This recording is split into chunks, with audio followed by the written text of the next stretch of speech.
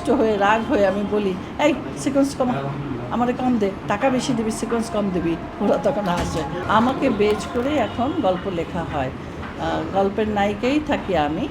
আমরা যারা সিনেমায় সবসময় ব্যস্ত ছিলাম, সব সিনেমা সেভাবে তৈরি হচ্ছে না, সেরকম গল্প হচ্ছে না, যার জন্য আমাদের সেরকম ক্যারেক্টার নেই। আর অভিনয় তো অভিনয়ের বেলায় ছোট পর্দাই হোক বড় পর্দাই হোক, সেটা একই কাজ। কাজটাকে ছোট করে দেখলে হবে না, আমরা সেটা দেখি নাই। আমরা ঘরে বসে থাকবো কেন? ঘরে বসে থাকলে আমরা অসুস্থ হয়ে যাব, আমাদের এখন বয়স হয়েছে। কাজে থাকলে আমরা ব্যস্ত থাকবো, মানে আমাদের শরীরটাও ভালো থাকবে এবং কিছু টাকা পেলেও মনটাও ভালো থাকে। সব কিছু ব্যাপার এখানে জড়িত। বড় পর্দায় আপনি এই যাবৎকাল যতগুলো সিনেমাতে অভিনয় করেছেন, আপনার একটা নিজস্ব একটা কি বলে প্রোগ্রাম ছিল বা একটা ক্যারেক্টার বেস ছিল। নাটকে কি সেই গুরুত্বটা পান?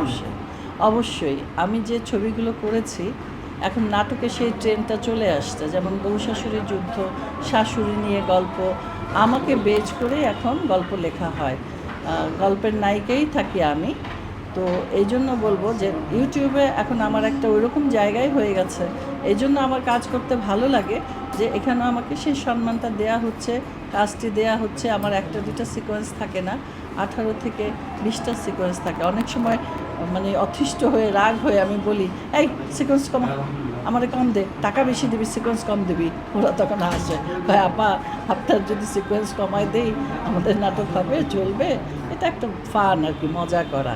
তো সেই গুরুত্বটা আমরা পেয়েছি এবং সেই জায়গাটা আমি তৈরি করে নিয়েছি। ফিল্মেও যেমন হয়েছে, নাটকেও।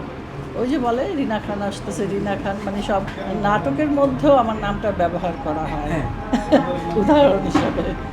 ঝগড়াটে মহিলা বলে যে রিনা খানের মতো। জি জি। এই রিনা খান, এই নামটা শুনতে কি আপনি বিব্রত বোধ করেন নাকি ভালো লাগে? না, বিব্রত বোধ করি না, আমি প্রাউড ফিল করি যে এটা তো সহজে কেউ পায় না।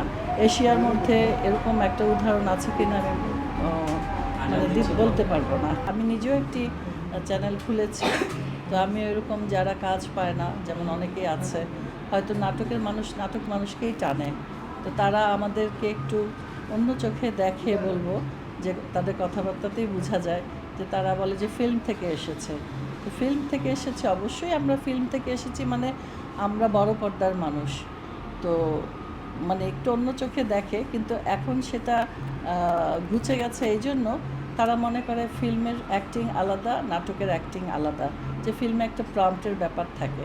কিন্তু এখানে যখন আমরা আমাদের জায়গাটা তৈরি করে নিয়েছি, এখন ওনারা বুঝতে পারে যে না, বড় পর্দার মানুষ যে আর্টিস্ট এবং অভিনয় জানে, বাঘা বাঘা শিল্পী এরা, শুধু ওনারাই বাঘা বাঘা শিল্পী না, আমরাও আছি। আমরা সেই জায়গাটা এখন ইউটিউবে তৈরি করে নিয়েছি।